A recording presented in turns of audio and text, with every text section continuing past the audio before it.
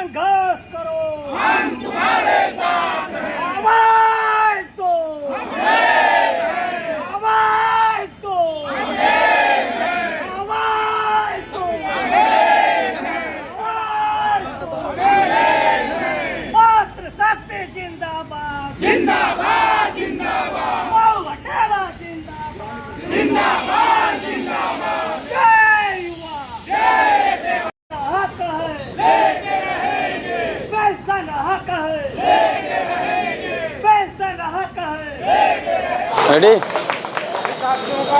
लोकसभा के चुनाव जैसे जैसे करीब आ रहे हैं वैसे वैसे देश में तमाम मुद्दे तेजी के साथ उठाए जा रहे हैं। उसी के तहत एक मुद्दा है पुरानी पेंशन। पुरानी पेंशन को लेकर के इस समय यूपी में आवाज़ तेज हो रही है। आप पीछे देखेंगे तो जो पुरानी पेंशन की मांग को लेकर के शिक्षक हैं वो लगातार धरना दे रहे हैं और आज सांसद आवास पर ये घंटी बजाओ कार्यक्रम शुरू किए हैं। ये घंटी बजा करके सरकार को सुनाना चाहते हैं कि उनको पेंशन दिया जाए। पुरानी पेंशन नहीं दी जाती है तो आने वाले चुनाव में सत्ता को बता दें कि इनकी क्या ताकत है। दो घंटी बजा रहे हैं, पहले आपसे बात करते हैं। कहाँ घंटी बजा रहे हैं? सर हम घंटी बजा रहे हैं सांसद आवास पर कि माननीय सांसद जी को सुनाई दे और हमारी जो मांगे हैं ओपीएस पुरानी पेंशन वो वहाँ तक पहुँचाने का अनुग्रह करें। है चाहिए पुरानी पेंशन, नया पेंशन तो कोई दे रहे हैं नहीं, मुझे नया पेंशन नहीं चाहिए। अपने ही क्यों नहीं ले रहे हैं नया पेंशन? अपने ही ले लें, वो मुझे क्यों दे रहे हैं? अगर वो अपना लेते हैं और मुझे भी देते हैं तो डी बेस्ट है। अगर नहीं देते हैं तो फिर वो चार पेंशन लेते हैं। रिटायर होने के 5 साल के लिए आते हैं और 5 साल में वो चार पेंशन और लेते हैं और हम 62 साल तक करते हैं और मुझे निजीकरण वो एनपीएस दे रहे हैं। मुझे एनपीएस नहीं चाहिए, मुझे चाहिए तो पुरानी पेंशन ही चाहिए। वो मेरी बुढ़ापे की लाठी है। बताते हैं देश की अर्थव्यवस्था कमजोर हो जाती है। देश की व्यवस्था इसके क्या पहले 2004 के पहले क्या देश की व्यवस्था कमजोर हो जा रही थी? 4 के बाद उन्होंने बंद कर दिया। अटल जी ही ने बंद किया था। क्या अटल जी नहीं जानते थे कि क्या उनके बच्चे नहीं लेते थे? जो कि आज उन्होंने वो बंद कर दिया है। इस समय चुनावी माहौल अब धीरे धीरे बन रहा है, ऐसे में आप लोग पेंशन की मांग उठा रहे हैं, क्या मुद्दा रहेगा? मुद्दा एक ही मुद्दा है कि हमको हूबहू वही पुरानी पेंशन चाहिए। और सबसे मतलब एक बचकाना बात ये लगती है अधिकारियों की कि जो अधिकारी हमको समझाता है कि ये नई पेंशन अच्छी है वो अपनी पुरानी पेंशन लेता है, अपने पुरानी पेंशन लेता है और वो हमको समझाता है कि नहीं ये वाली नहीं है। क्यों ना अपने वो अडॉप्ट कर रहे हैं। और जितने हमारे माननीय सांसद विधायक लोग हैं वो लोग अपने नई पेंशन नहीं लेना चाहते हैं। वो बताते हैं कि नई पेंशन अच्छी है और अपने लेते हैं पुरानी पेंशन।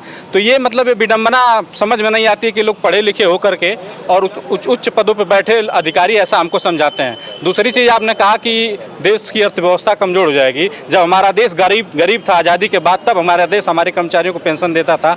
आज ये मतलब हल्ला करते हैं कि हमारे देश की अर्थव्यवस्था ट्रिपल पता नहीं क्या इकॉनमी हो गई है, बाहर पूरे विश्व में डंका बजा रही है और वो डंका बजा रही है और हमारे कर्मचारियों के जो बुढ़ापे की पेंशन है उसको खा रहे हैं।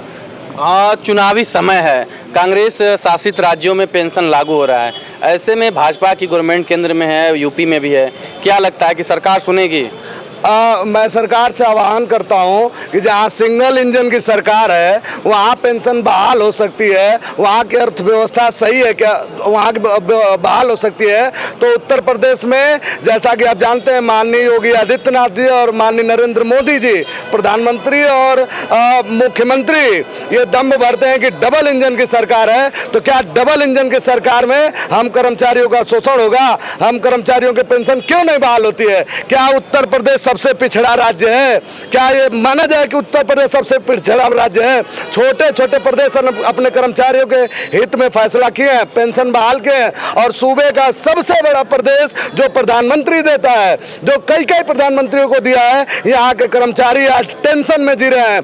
अगर वो 5 साल के लिए चुने जाते हैं और पेंशन लेते हैं, फिर राज्यसभा के लिए चुने जाते हैं पुनः पेंशन लेंगे, मंत्री बनेंगे अलग से पेंशन लेंगे और हम कर्मचारी दिन रात अथक परिश्रम करके उनकी सरकार बनाते हैं और 62 साल सेवा करते हैं। तो कुल मिला के चुनावी समय है, पेंशन अगर देती है गवर्नमेंट तो, ना देते हो तो क्या? हमारी मांग, हम उसके साथ रहेंगे जो हमारी पेंशन देगी। हमें राजनीति से कोई मतलब नहीं है, हम कर्मचारी हैं, लेकिन जो हमारी सुनेगा हम उसको सुनेंगे। और मैं आह्वान करता हूं कि अगर सरकार चाहती है कि अगर वोट ले तो इस बार वोट फॉर ओपीएस है, जो हमें ओपीएस बहाल करेगा वही उसको हम वोट देंगे। मतलब जो पार्टी पेंशन देगी उसी को? बिल्कुल बिल्कुल, जो पार्टी दुनिया, अगर वो उनका हमसे स्वार्थ है तो हमारा उनसे स्वार्थ है।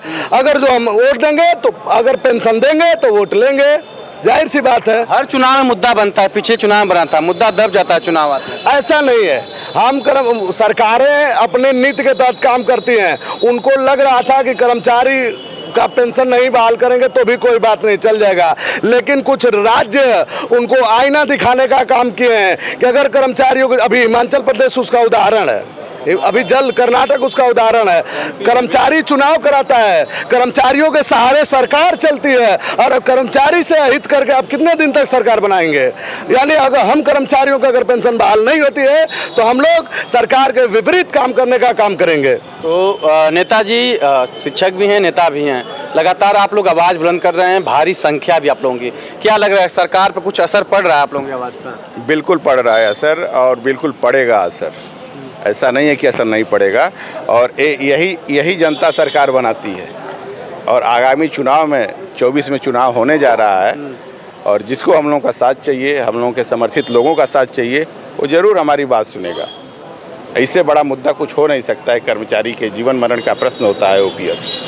हाँ, संसद का सत्र चल रहा है, इधर आप लोग अपना शुरू कर दिए हैं। इसीलिए हम लोग शुरू किए हैं कि हमारी बात माननीय हमारे क्षेत्र के सांसद महोदय के तरफ से, उनकी पार्टी के तरफ से पार्लियामेंट के फोरम पर जाएगी, और उसको और आवाज़ मिलेगी और सारे लोग इसको सुनेंगे।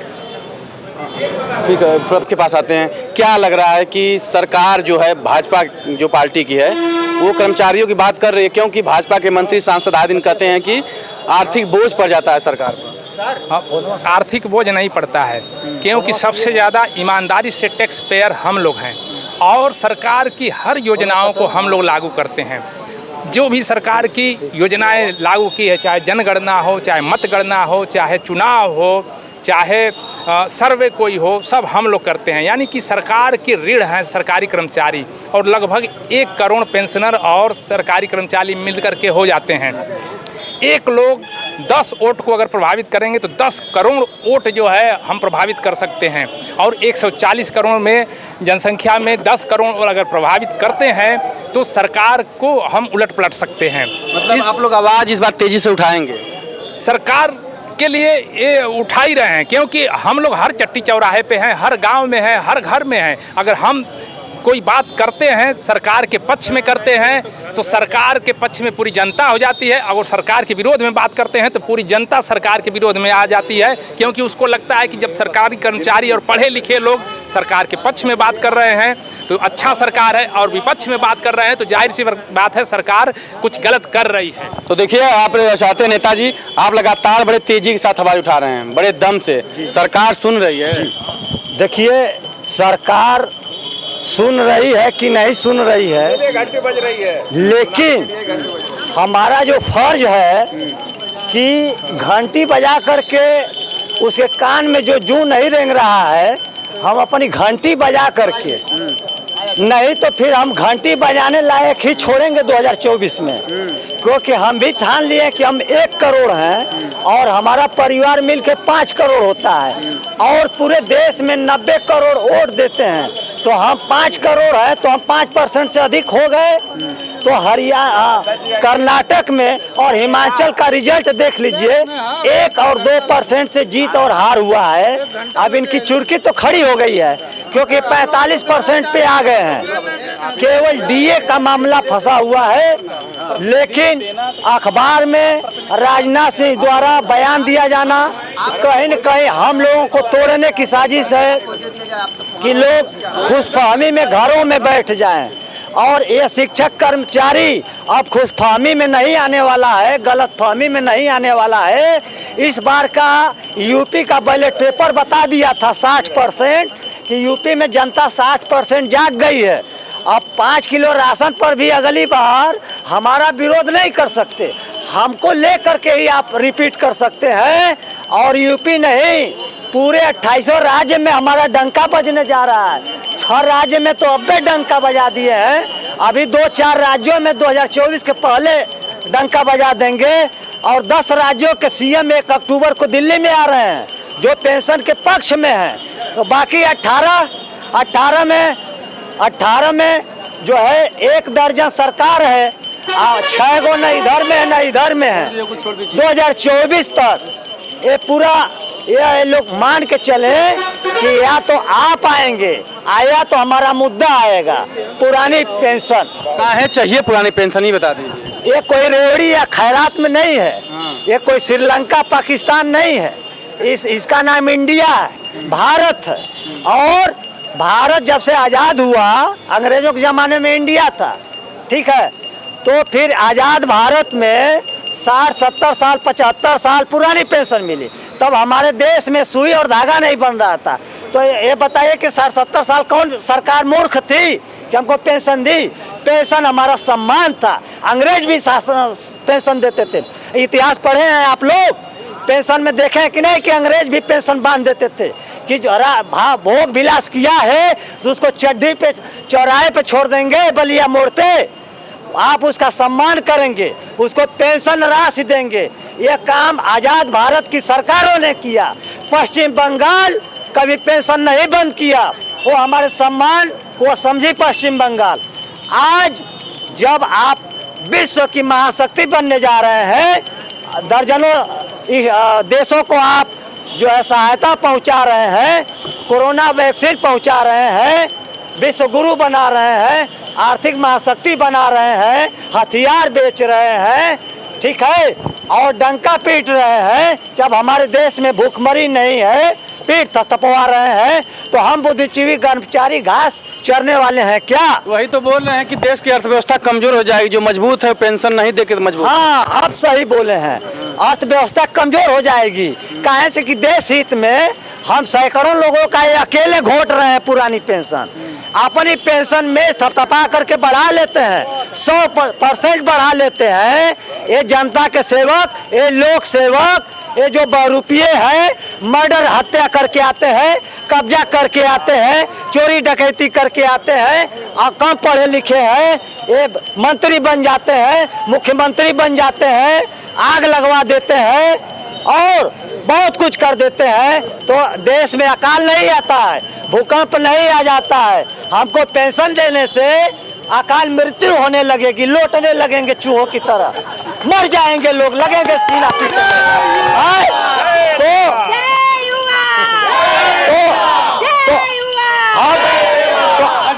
पुरानी पेंशन आप जागरूक हो रहे हैं तो कहा है ना, पूरे लोगों को जागरूक करते हैं। जब चुनाव आता है तो जो पेंशन वाले वो जाति धर्म में आ जाते हैं, भुला जाते हैं सब कुछ। हम क्या करें? हाँ। अभी तो 2 साल पहले उनको जगाने ओम प्रकाश राजभर को गए, वो पियर के वाले, वो भी हमारा समर्थन किए थे भाई। तो उनको हम बुरा भला नहीं कर रहे हैं, समर्थन तो किए थे। अब वो वहाँ से हर मिल गए हैं, लेकिन हम कहाँ जाएंगे? सुनिए, चुनाव आते आते अभी आप लोग हल्ला कर रहे हैं, चुनाव के पहले खूब हल्ला होता है। चुनाव आते आते आप लोग भी जाति धर्म में भाई भतीजावाद बढ़ जाते हैं, सरकार आवाज नहीं सुन पाती है। तो ये बताइए कि चुनाव के समय तो बरसाती में ढककर वो भी आएंगे घंटी बजाते हुए, हमको वोट दीजिए, हमको वोट दीजिए। तो हम भी नौटंकी करेंगे। इस बार मुद्दा भूलेगा कि याद रहेगा? पूरा याद रहेगा। और ये जान लीजिए, ये आज ही नहीं खत्म होगा। जहाँ उनका गर्दन है दिल्ली में, सिंगोल की, यहाँ वहाँ भी हम लोग घंटी बजाएंगे। देखिए, कहीं ना कहीं पूरा संकेत है कि आने वाले समय जो लोकसभा का चुनाव है, उसके पहले अगर सरकार केंद्र की और यूपी में राज्य की पारिश कर देती है पुरानी पेंशन, तो ये लोग भारतीय जनता पार्टी के पक्ष में रहेंगे, अन्यथा ये भी सरकार बदलने को विवश होंगे। अब देखते हैं कि सरकार इनकी आवाज़ सुनती है, पुरानी पेंशन लागू करती है, या अपने सरकार पुराने ढर्रे पर अन्य जनता को मोहित करके सरकार बना लेगी और ये पेंशन की मांग करते ही रह जाएंगे। अब देख रहे हैं तो जो पेंशन की बात करेगा NPS go back, NPS go back, OPS come back, OPS come back।